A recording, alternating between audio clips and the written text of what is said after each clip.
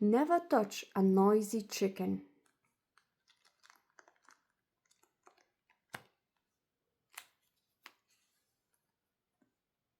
You must never touch a noisy chicken who clucks to the beat. Help her keep her rhythm by tapping your feet.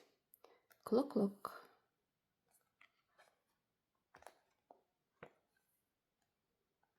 You must never touch a noisy sheep who badly plays the flute. Find a pair of earplugs that will mute his jazzy toots.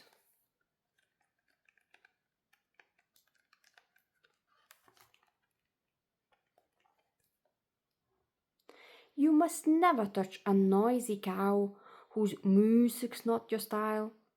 Say you love her singing and she'll stop to give a smile.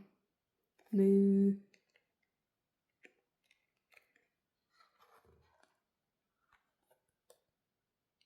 So never touch the stone-deaf crew of noisy farmyard friends. If you interrupt them, then the show will never end.